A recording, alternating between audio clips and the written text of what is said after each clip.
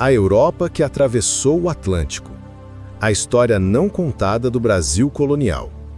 Imagine o vasto Oceano Atlântico no século XVI. Não como uma barreira, mas como uma grande avenida aquática, pulsante com o movimento. Por ela, não navegavam apenas imponentes frotas reais, mas uma multidão de personagens, comerciantes ambiciosos, aventureiros em busca de fortuna, religiosos zelosos, soldados, artesãos e até aqueles que não tinham escolha, como os degredados. Esta é a história da Europa que realmente atravessou o Atlântico para chegar ao Brasil entre 1500 e 1625. Uma história muito mais complexa e fascinante do que a narrativa tradicional nos contou. Por muito tempo, aprendemos sobre a colonização como um projeto bem organizado de Portugal. Mas a realidade foi bem diferente. Nos primeiros 50 anos, a coroa portuguesa mal olhava para o Brasil. Seu foco, seus sonhos e seus investimentos estavam todos voltados para as riquezas da Índia. Quem deu os primeiros passos na nova terra foram particulares, consórcios de comerciantes que vinham extrair pau-brasil, agindo por conta própria, quase como numa empreitada de negócios. Nesse primeiro momento, o Atlântico era um espaço surpreendentemente livre. Homens de todas as origens, portugueses sim, mas também franceses da Normandia e da Bretanha, espanhóis de Castela e da Galiza, italianos de Gênova e Veneza, navegavam, comerciavam e até conviviam sem que suas nacionalidades fossem um grande problema. Os tratados entre reis, como o de Tordesilhas, existiam no papel, mas na prática, no dia a dia, o que valiam eram os interesses comerciais e as necessidades de sobrevivência. A coroa só acordou para o Brasil quando esses interesses foram ameaçados. Não foi exatamente a França que invadiu, mas grupos de comerciantes e corsários franceses que, agindo por conta própria, começaram a estabelecer feitorias e a desafiar o comércio português. Foi essa pressão, vinda de baixo, dos próprios comerciantes lesados, que forçou Lisboa a agir. A solução inicial foi criar as capitanias hereditárias, entregando pedaços de terra a particulares para que eles próprios povoassem e defendessem. Quando isso não foi suficiente, a coroa decidiu intervir diretamente, criando o Governo Geral em 1549. A colonização sistemática do Brasil começou, portanto, não por um plano grandioso, mas como uma reação a uma ameaça concreta. Mas quem eram essas pessoas que se arriscavam na travessia? As estimativas são surpreendentes. Em 1585, toda a população europeia no Brasil era de apenas 25 a 30 mil pessoas, concentradas principalmente no Nordeste. Um número pequeno para um território imenso. Para chegar a isso, porém, uma multidão havia cruzado o oceano. Estima-se que quase 100 mil pessoas tenham saído de Portugal com destino à América até 1580. O que aconteceu com todos? Aqui entra um dado crucial. A viagem era perigosíssima. Muitos morriam em naufrágios, vítimas de doenças ou de ataques. E muitos dos que chegavam não ficavam. Ou retornavam a Portugal, ou partiam para outras colônias, ou se dispersavam pelo continente. A taxa de fixação era baixa, em torno de apenas 38%. Cruzar o Atlântico era uma aventura de risco extremo. Esses migrantes eram, na sua grande maioria, homens jovens. A imigração de mulheres era baixa, o que ajuda a explicar a rápida miscigenação com mulheres indígenas e africanas. Eles vinham de todas as partes de Portugal, mas não só. E não eram apenas pobres ou degredados. Havia uma grande parcela de pessoas de classe média, aqueles que podiam bancar a viagem, além de soldados, funcionários administrativos e religiosos. E a forma como se estabeleceram variou muito de lugar para lugar.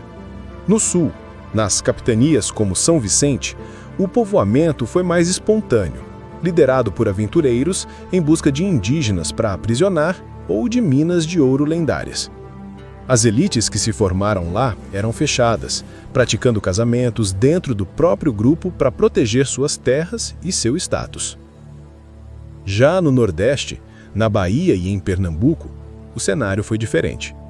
O sucesso precoce dos engenhos de açúcar e a presença mais forte do governo geral atraíram pessoas de uma origem social um pouco melhor, muitas de famílias da baixa nobreza. Clãs familiares poderosos como os Albuquerque e os Cavalcante, criaram verdadeiras dinastias locais, controlavam a política e a economia e mantinham fortes laços com o poder em Lisboa. E isso nos leva a uma das características mais marcantes dessa época: a incrível mobilidade e a fluidez das fronteiras. A ideia de um Brasil rigidamente português e de uma América espanhola fechada é uma ilusão. A realidade era uma mistura constante. Havia uma presença maciça de comerciantes portugueses em cidades espanholas como Lima, Potosí e Buenos Aires. Da mesma forma, era comum encontrar castelhanos, italianos, flamengos e franceses integrados perfeitamente na sociedade brasileira, como mostram registros de casamento e até processos da Inquisição. As ordens religiosas, como os jesuítas, eram particularmente cosmopolitas, reunindo padres de toda a Europa. As fronteiras entre os impérios eram porosas, permeáveis. As pessoas circulavam, negociavam e se estabeleciam com uma liberdade que hoje nos surpreende. E o que aconteceu quando Portugal e Espanha se uniram sob um único rei, entre 1580 e 1640? O senso comum diria que essa união tornou tudo ainda mais fácil, criando um império global sem fronteiras. Mas a história é mais complexa. Economicamente, de fato, os laços se estreitaram. Mercadores portugueses ganharam ainda mais acesso aos portos espanhóis. No entanto, administrativamente, as leis e fronteiras permaneceram separadas. E, paradoxalmente, esta maior presença portuguesa na América Espanhola começou a gerar atrito. A elite local viu os recém-chegados como concorrentes indesejados. Em tempos de guerra, especialmente contra os holandeses, os portugueses eram vistos com desconfiança, como potenciais traidores. Esta tensão levou até uma onda de perseguições, muitas vezes usando a Inquisição como arpão, acusando os comerciantes portugueses de praticarem o judaísmo em segredo. O período da União Ibérica não foi, portanto, uma era de harmonia total, mas sim o começo de um maior controle e restrição àquela liberdade inicial que havia caracterizado o Atlântico. Em resumo, a Europa que chegou ao Brasil não foi um exército uniforme marchando sobre uma única bandeira. Foi uma torrente diversa e caótica de indivíduos, movidos por sonhos, pela ganância, pela fé ou simplesmente pela necessidade. Suas histórias foram moldadas mais por iniciativas privadas e acasos do que por um grande plano real. A colonização foi um processo fluido, violento e incrivelmente móvel, onde as identidades eram flexíveis e as fronteiras imaginárias. A ordem e as fronteiras nacionais que conhecemos hoje foram se impondo lentamente, a muito custo, sobre essa realidade complexa e vibrante do mundo atlântico. Esta é a história real por trás do Brasil que começava a se formar.